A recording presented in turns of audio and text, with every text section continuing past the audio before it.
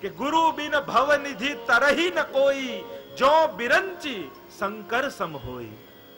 બ્રહ્મા અને શંકરને પણ ગુરુનો આશ્રય કરવો પડે છે. સદગુરુની કૃપા દ્વારા પ્રાપ્ત કરવું. જો જ્ઞાન અને વાંચન તો પુસ્તકમાંથી પણ મળી જાય, પણ એ બધી માહિતી છે જ્યારે ગુરુ કૃપા થાય ત્યારે વાંચન જ્ઞાન બને. માહિતી તો બધાને મળી શકે, પણ એનાથી જીવનું કલ્યાણ થતું નથી, એનાથી જીવનમાં આનંદ પેદા થતો નથી. જ્યારે ગુરુની કૃપા ઉતરે ત્યારે એ જ જ્ઞાન ભક્તિમાં પરિણમિત થાય. જો જ્ઞાન તો પોતાની રીતે સિદ્ધ થઈ શકે, પણ ભક્તિ માટે ગુરુની કૃપા જરૂર છે. અને ગુરુ પકડાય તો નથી કહેતા કે જેમ સંગીત વાળા હોય અને મેન સંગીતકાર ના આવ્યા હોય તો પેટી વગાડે કોણ? તો એમ કહેવાય કે સા ને પ દબાવી રાખે અને સ્વર આપતો રહે તો એમાં કંઈ પણ ગાઈ શકાય. પણ પહેલા સા ગોતવો પડે, સા મળે એના પરથી પ મળે. તો એ જ કહ્યું, સા એટલે સદગુરુ, સદગુરુ પકડાય તો પછી પરમેશ્વર આપમેળે મળી જાય પ. ભગવત કૃપા પહેલા ગુરુ કૃપા. શ્રી મહાપ્રભુજીએ કેવી કરુણા કરી. ચિંતા કરવા બેઠા છે, યમુનાજીનો તટ છે, આ જીવનો ભગવાન જોડે સંબંધ કેમ થાય? સ્વયં આજ્ઞા કરે છે કે ચિંતા કાપી ન કાર્યા નિવેદિતાત્મભી કદાપિતિ. જીવે ક્યારે ચિંતા નહીં કરવી, પણ પોતે ચિંતા કરી રહ્યા છે. ગુરુ એ જ. ગુરુની ચિંતાઓ વ્યક્તિગત નથી હોતી, સમષ્ટિગત હોય છે. આ સમાજનું કલ્યાણ કેમ થાય, ઉત્થાન કેમ થાય?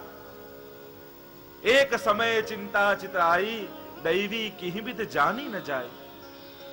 આસુરી સો મિલી રહત સુદાઈ, ભિન્ન હોય સો કોન ઉપાય.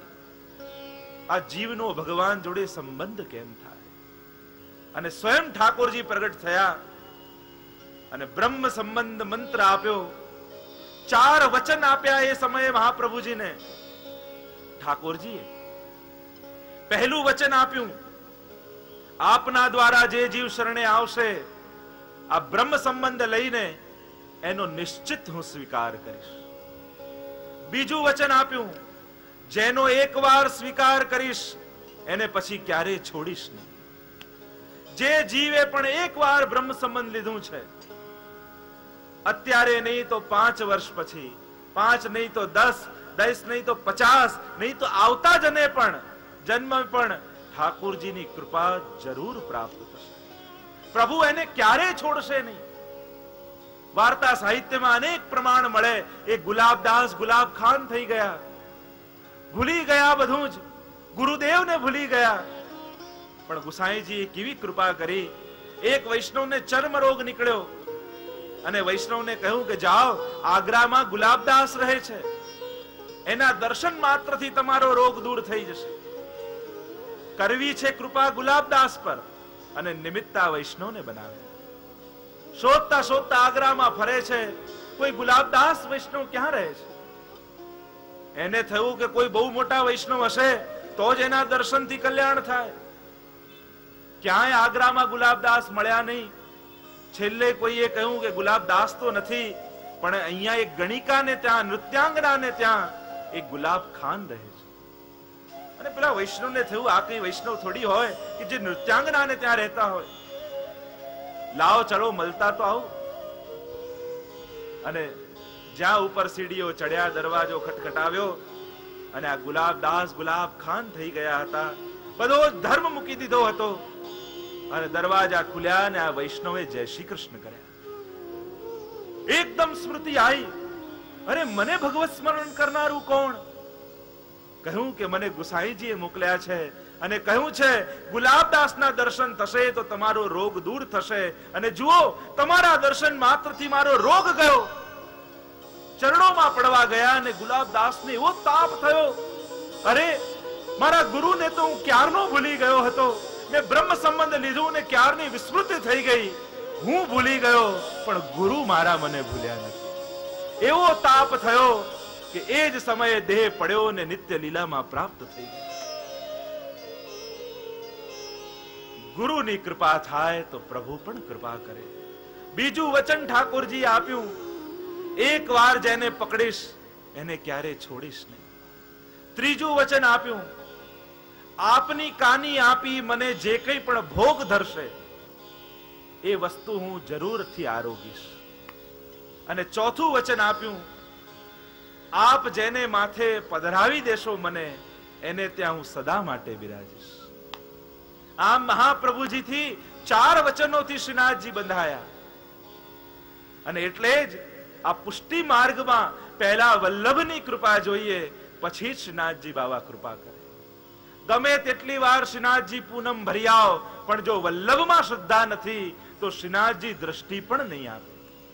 અને એટલે જ નથી કહેતા હરિરાયજી ભાવનામાં કે શ્રીનાથજી બોલાવે તો છે ઊંચો હાથ કરીને, પણ આમ નથી બોલાવતા, આમ બોલાવે છે. ભાવના એ જ કરી કે સીધો ના આવીશ, આમ. એટલે વામ અંગ સ્વામીજીનો અંગ છે અને સ્વામીજી રૂપ શ્રી વલ્લભ છે, એટલે સીધો ના આવ, શ્રી વલ્લભની તરફ થઈને આવ.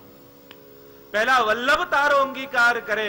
રસખાનજી પકડવા દોડ્યા શ્રીનાથજીને, અને શ્રીનાથજી કે એમ હું હાથમાં ના આવું, પહેલા ગુસાઈજી પાસે જાઓ, બ્રહ્મ સંબંધ લો, પછી મને મારો સ્પર્શ કરવાનો અધિકાર મળશે.